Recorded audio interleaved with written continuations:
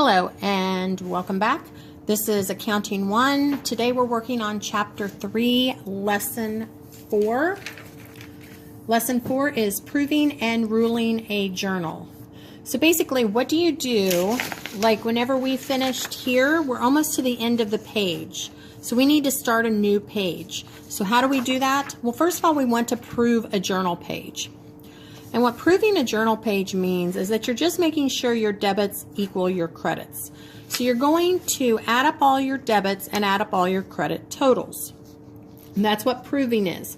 After you prove it, we will rule it. So I want to go ahead and come back here and just show you what we're going to do. First thing we're going to do is, we're at the bottom of the page, so we need to start a new one. We're going to put whatever date this is. So if you are looking in your book on page 74, you're going to see their numbers are a little bit different because they have more transactions than what we have. So I'm going to use the totals in the book instead of adding hours up, okay? So we're going to pretend like today is the 20th. So once you get down to the bottom, you're just going to come to like your last line. It's the 20th. We're going to put carried forward and put a check mark in the post reference. Okay, it's important to remember this carried forward goes at the bottom of the page because in a minute we're going to use a different word. So carried forward goes at the bottom of the page. We're going to leave the document number blank and we're going to put a check mark in the post reference. That's because we do not have to post this information anywhere. We're just taking it forward, so we put a check mark there. Okay. The next thing we're going to do, because we're adding, if you're going to do some kind of calculation, you draw a super straight line. And I should have actually used my ruler for that. Accounting procedures say to use a ruler to draw your line. And I would add up my columns. So let's just pretend that our debit column added to 3,543. Okay. The general credit column added to 5,750. Sales credit added to 1,960. Cash debit was 6,710, and cash credit was 2,543. Okay, so remember again, we didn't truly add these up because there was other transactions that happened in the month that we did not work on. So now that we have these added up, that is part of the ruling process, but I'm going to go back to the proving process.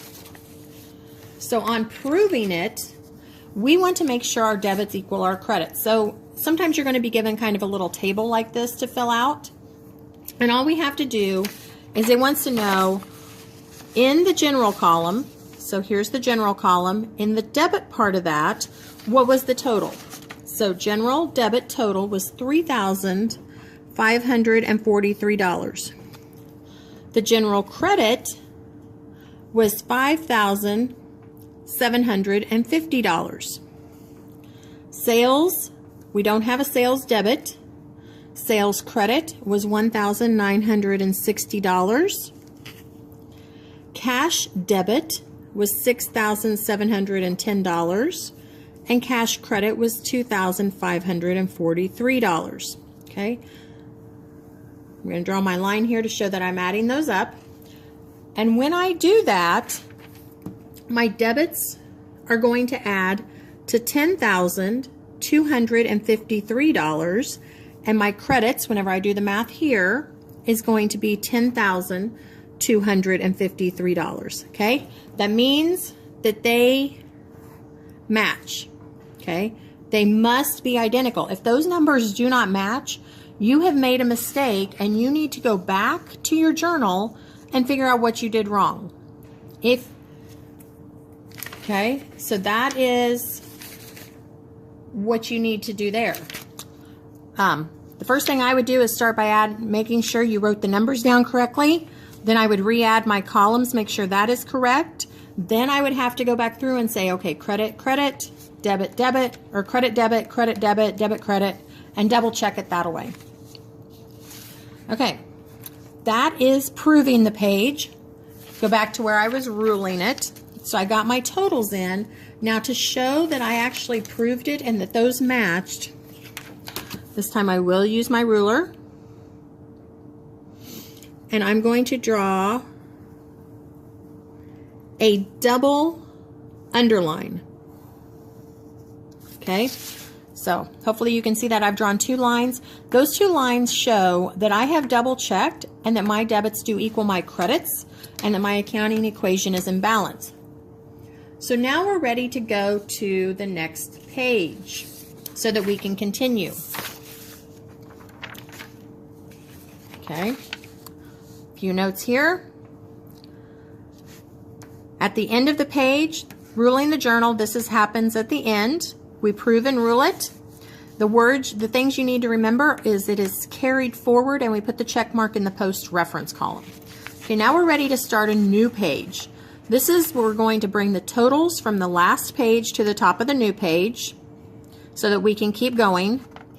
And the keywords here on the top of the page, we're going to use brought forward, and we're going to put the check mark in the post reference column. So at the bottom it's carried forward, at the top it is brought forward. So to start my new journal page, I would number my page 2. The last one was numbered 1. If you're doing this online, it numbers those for you. Okay, this time we are still in, the last date was August the 20th, so I'm going to put August 20th, and I do have to put the year again. So this time I've got to put my month and my year because it's not on this page yet. I'm going to put the keyword of brought forward.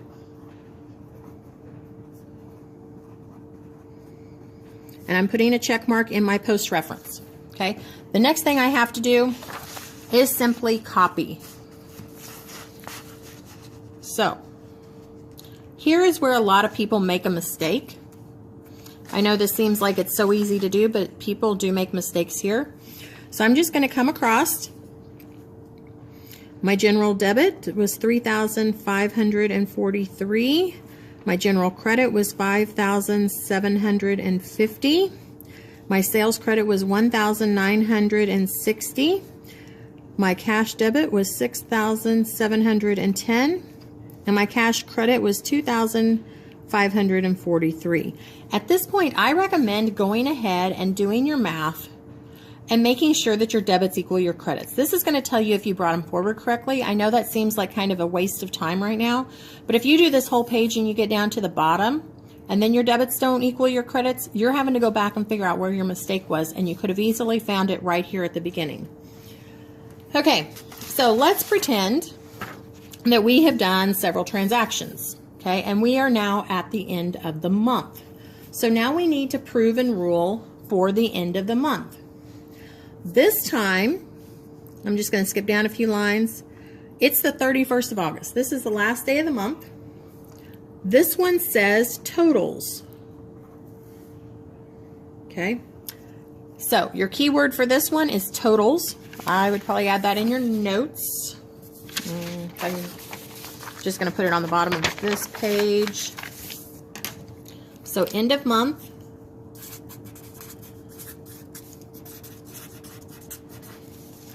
You need to know, use the word totals, and we have no check mark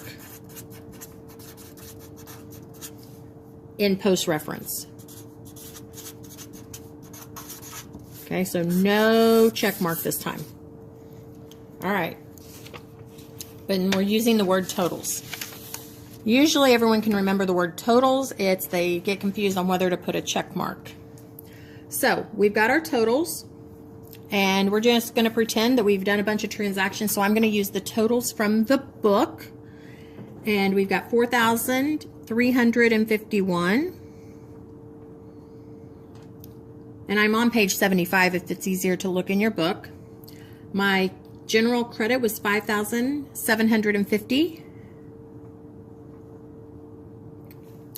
My sales credit was $3,565. My cash debit was $8,315. And my cash credit was $3,351. Okay. Again, I would use a little chart. General, cash. Oh, I forgot sales. We'll just stick it down here at the bottom. So my general debit was $4,351, and my credit was $5,750. Cash debit was $8,315.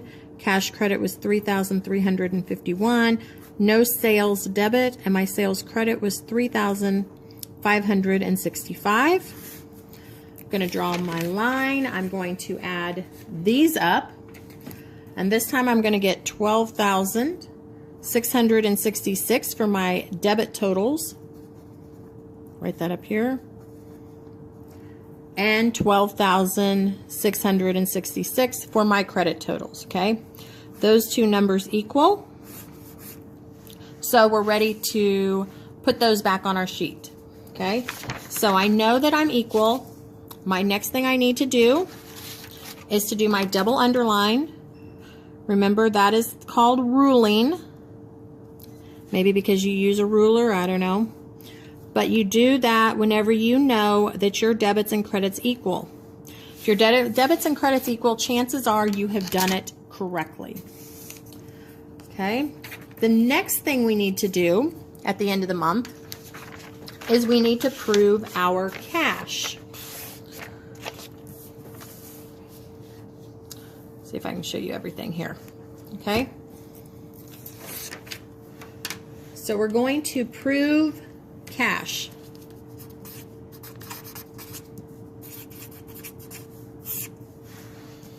What this means is, and this is a vocabulary word, proving cash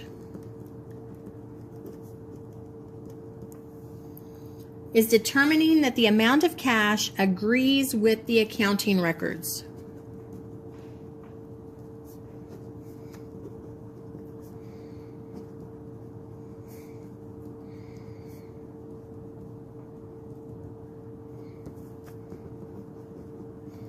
Okay, so it's just another way to double check and make sure that what we've done is correct. So to do that, it's kind of another little table. I want to know, I'm going to calculate my cash balance.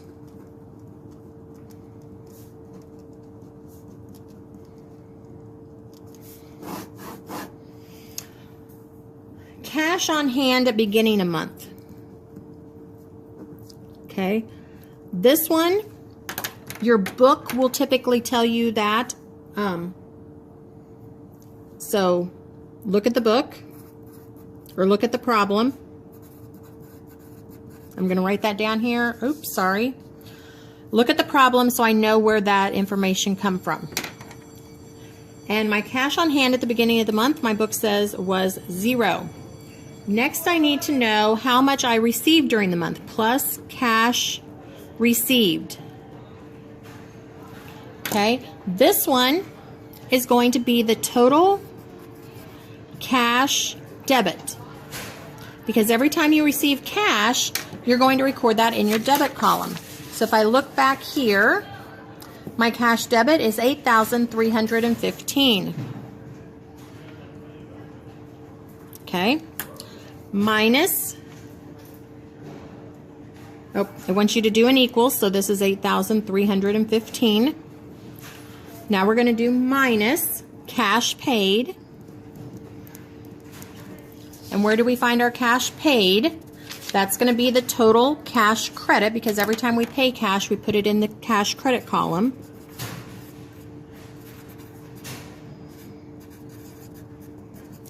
And for this example, it was $3,351. Okay, let me write total here. And we're ready to do another total. So we're subtracting this time. And if we subtract that, we get 4,964. Then we want to know, what is our checkbook balance? Oops.